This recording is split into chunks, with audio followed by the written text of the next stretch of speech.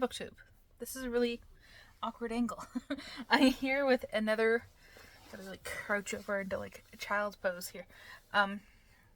This is another edition, another video in the story of my shelves, and I've never been down this low filming a video, but this is the random shelf that Google gave me, and right here in front of my shelf I have this lovely stained glass with castle and rainbow, and it is a bit broken. It is a rather large piece. It's nice. See the top here. Anywho, this is from my aunt. When she moved, she gave it to me. Yeah, so just gonna. And it is dusty, like the real life. I didn't have time to dust before doing this, so this is the shelf. Just gonna move you so you can see the whole shelf there that we're gonna be talking about today. We're right on the floor here.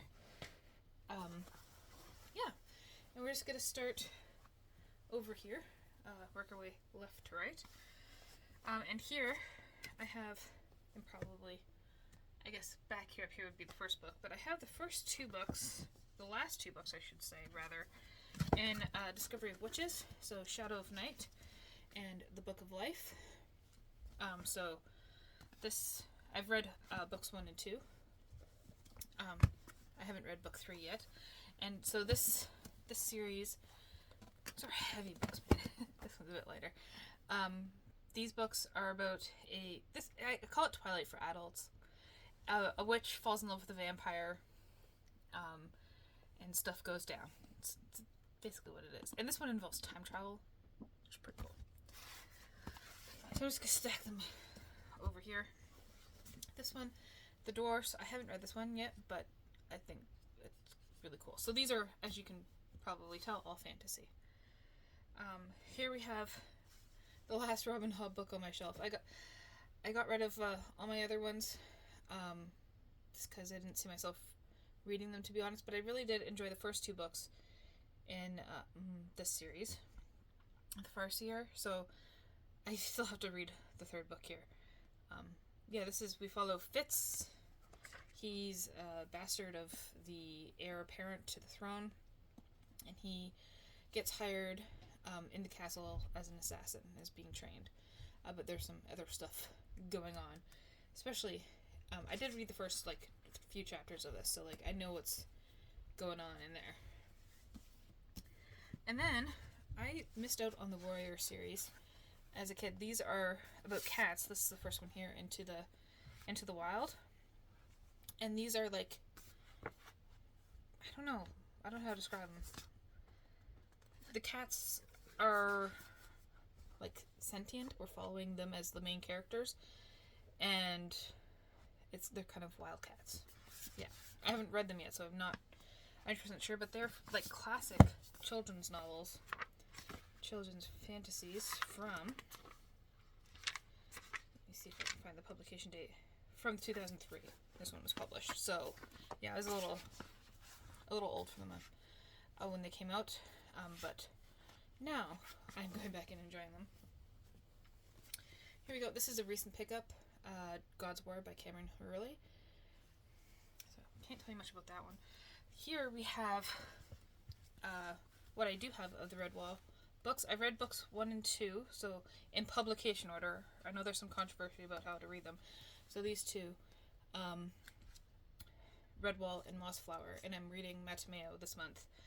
And then I have Salamandastron, Outcast of Redwall, and Mariel of Redwall. I found them all at thrift stores and stuff. I'm just gonna hold up these two. And they are, you can't tell from the covers. Sorry about the glare.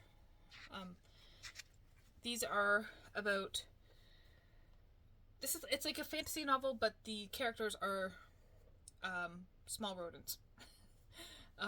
Yeah, and they live in a castle, and medieval stuff happens. And what's really cool about Brian Jock's writing is that he wrote these novels for blind kids, so they are really quite descriptive.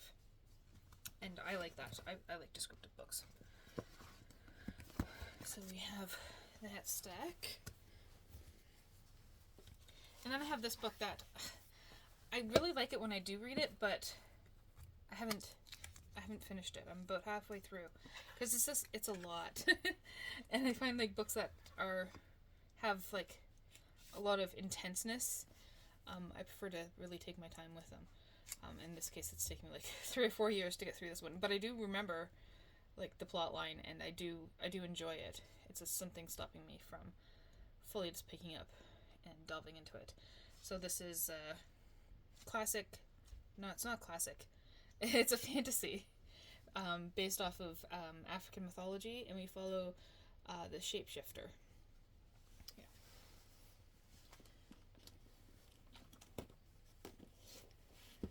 Okay, and then this is one of my favorite books from when I was a kid, Moomin Papa's Memoirs by Tove Jansson. I had no idea of Moomin started out as a comic. This book's a little fragile, but you can see these beautiful pictures there.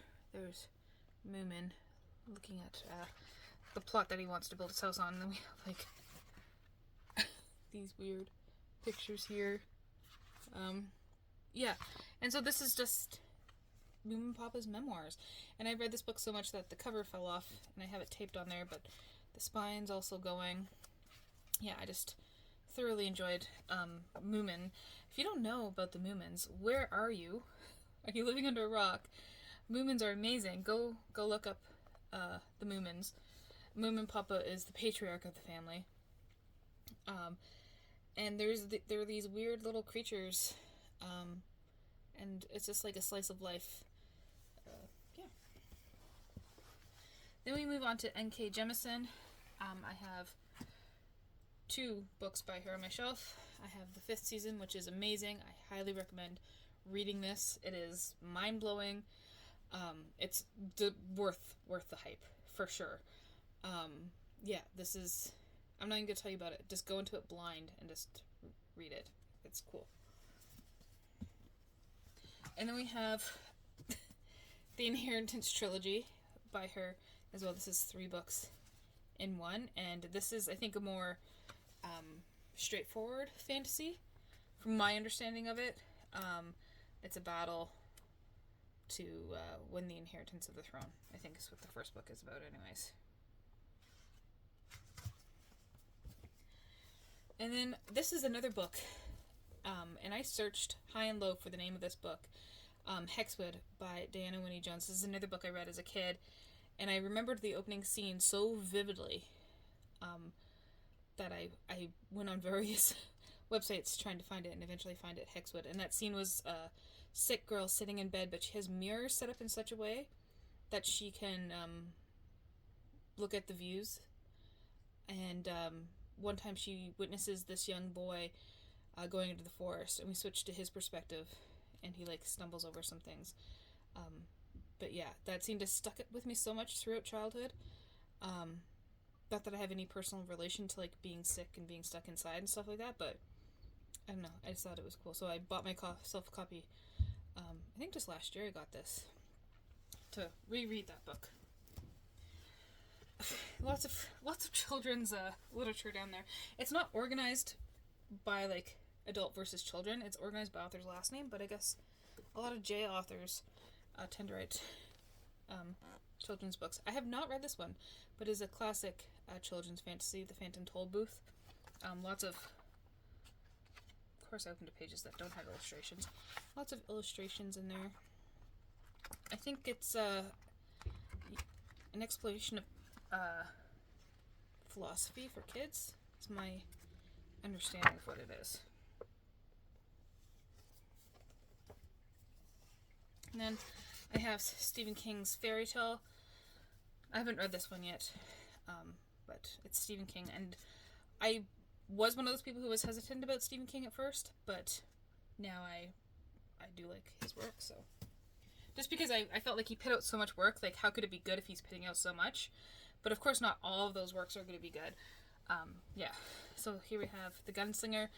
I really want to read this one too. I want to read all my books on the shelf, that's why they're there.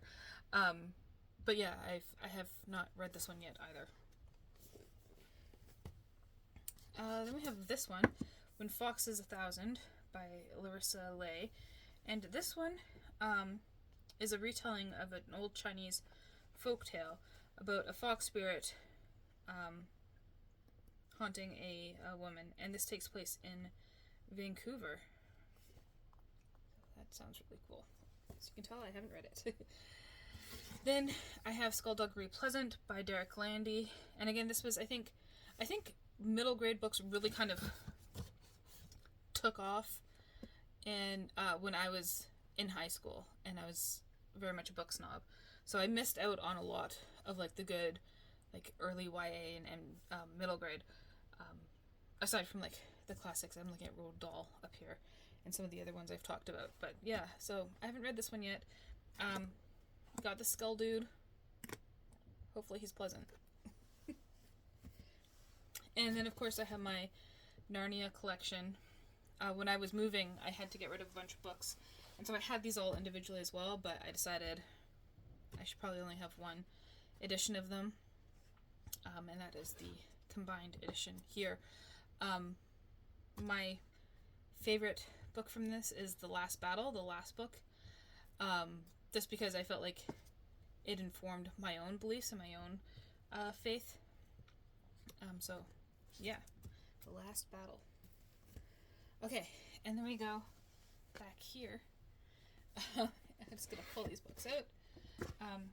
And this book I picked up because I like odd-shaped books, so this is like a square book.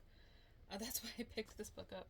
This is The Quest for the Magic Apple Tree by Ron McInnes with decorations by Matthew Capito. Let me see if I can find illustrations. Kind of cool illustrations. And, oh, cool. So, trees have all disappeared from Earth, but there is rumor that there is one last apple tree. So there's that book. I'm just going to leave this one here. Okay, then I have books stacked like this to fit more books in, so I'm just going to pull them off. I have Tigana by Guy Gerville-Kay. I have not read this one, but I picked it up because I read and absolutely loved this series by him, The Tapestry of Finnovar, I believe it's called. So it starts off with the Summer Tree, and then we have Wandering Fire and The Darkest Road, and this is like typical fantasy, good versus evil, portal fantasy, where people from Toronto, I believe they are, get pulled into this universe and get unraveled in all the politics and everything there.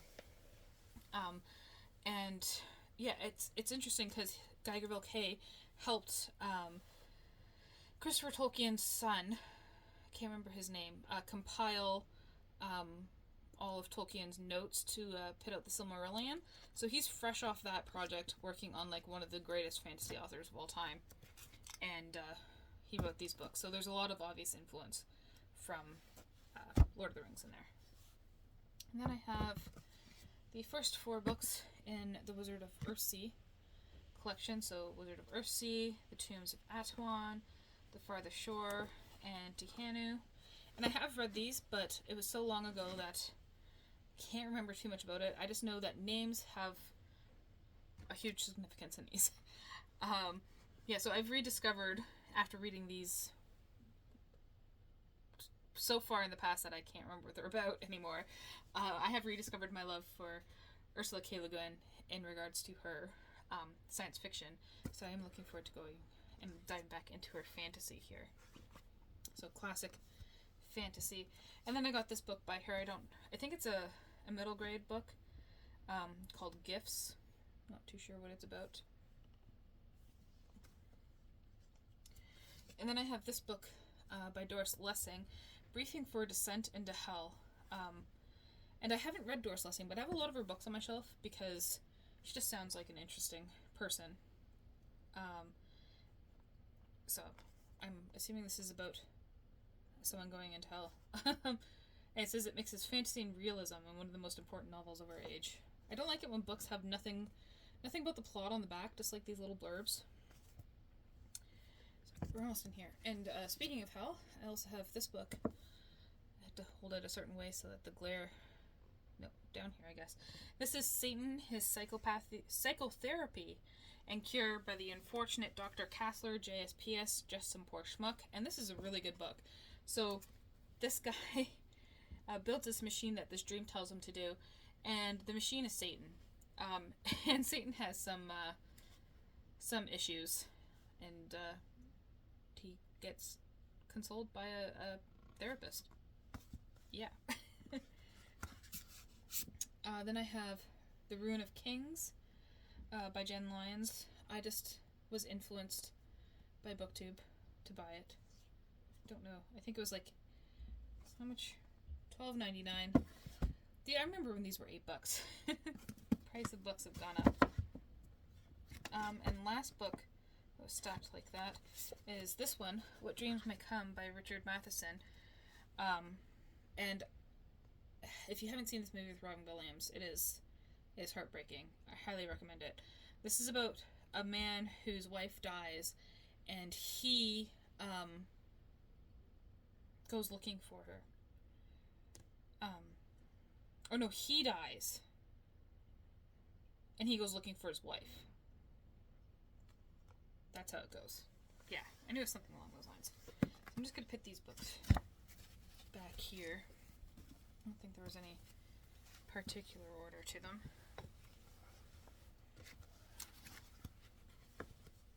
There we go.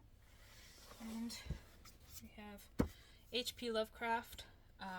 Just because, why is this in fantasy? I guess this really should be in horror instead of fantasy. I was thinking fantastical creatures, but maybe this should be in horror.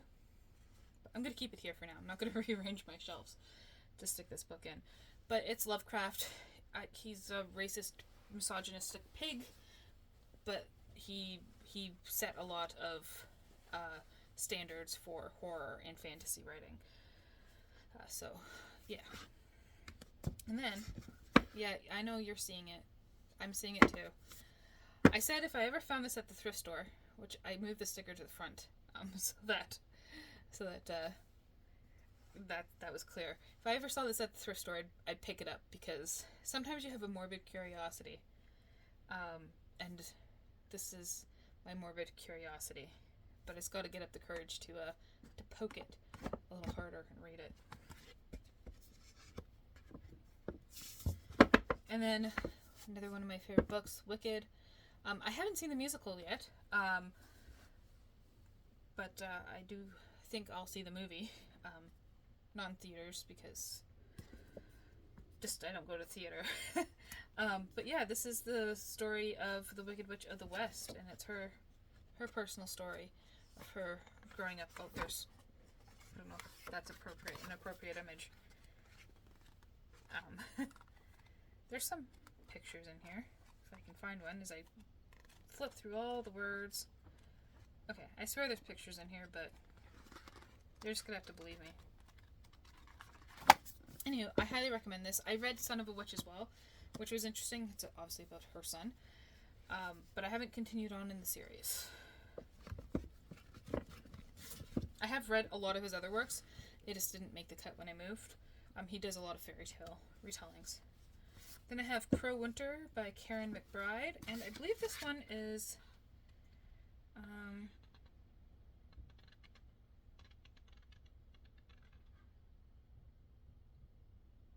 it's a trickster story, indigenous fantasy. And then beside that, we have an Indian fantasy. I believe this is based on the mythology, so this is about Raj by Gita Mita. And this one has a big, huge blurb on the back describing the plot.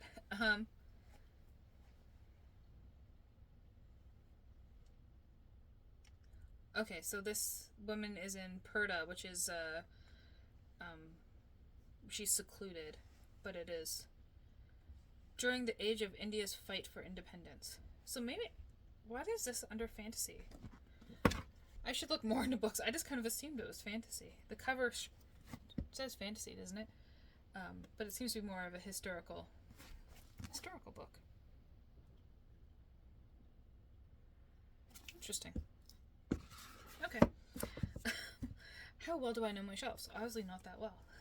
The Dinosaur Lords, I have started this book, and I got a good chunk of the way in. Oh, I have my bookmark in there.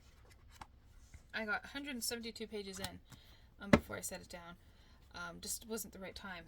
And I love dinosaurs and fantasy, and this combines the two. And what more could you ask from books besides doing that? And then I have my Twilight books here. I do have a copy of the Short Second Life of Bree Tanner. I haven't read this one. And I don't have a copy of Midnight Sun because I read it when it was first leaked. And not the whole thing. I think it was just the first few chapters. And yeah, so I had already dipped my toe into it and didn't care to explore it again. But yeah, Twilight, there's no point showing the covers because the dust jackets are off. These are my copies when it first came out.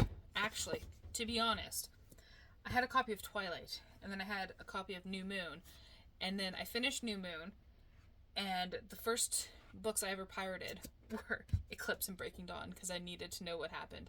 And I think I read them in a matter of 24 hours. I was just I need to know what happens. So yeah. And another funny story about Twilight is that I was doing my practicum as a student teacher, and I was reading them, and then I needed to pull something out of my bag to block the projector light, and I grabbed the Twilight book, and all the kids were like, "Miss, you're reading Twilight?" And I was like, "Yeah, I am." I'm only 2 years older than a lot of you, so yeah, we're into the same kind of stuff. Yeah. And what else about Twilight? Yeah. Oh, and then I gave them. I had their test the day after the midnight premiere of the movie. It was the only day I could do it, so I was a little mean. Said you can study while you're waiting in line. Another book that I got because of the hype is Circe. I do have the Song of Achilles, but that one I put on historical fiction. But this one is more explicitly fantasy, I feel, so that's why it's in fantasy instead of historical fiction. It's a retelling of the story from the Odyssey, where this woman turns Odysseus and his men into pigs. Or just his men? I can't remember. But yeah, it's her story. She's a witch. And then we have David Mitchell's The Bone Clocks, which I don't think I've read this one.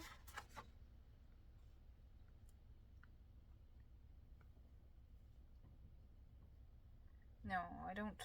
I might have, but I can't remember. I've read a lot of David Mitchell, so his books all tend to... I think Slade House is the one that's connected to that one. And then I have these two books by Walter Moores because I found this book secondhand, The City of Dreaming Books. I was like, that looks really cool. But then I realized it might be, and it's illustrated and all kinds of cool stuff. But then I think it's part of a series, so I got the first one here. And I just haven't read them yet, but I really should. This is making me want to read all the books on my shelf, but I can't read them all at once. But it's good to know they're there. I love Erin Morgenstern.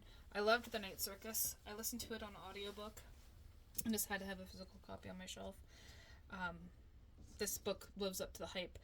And then I listened to The Starless Sea, and I didn't like it as much as The Night Circus, but it was still a really good book. So yeah, I like Erin Morgenstern. And last book on this shelf is Gods of Jade and Shadow by Silvia Moreno Garcia. And I don't know, I think this is the first book I heard of by her. And I got it recommended to me, but I hadn't read it. And then I read Mexican Gothic and was completely surprised by how good it was, and totally not what I was expecting. So I'm glad to have more books by her on my shelf to explore. And there's no decorations on the shelf because it is the bottom shelf. And there's usually a table and everything in front of this too. So that's it for this shelf. Thank you so much for watching.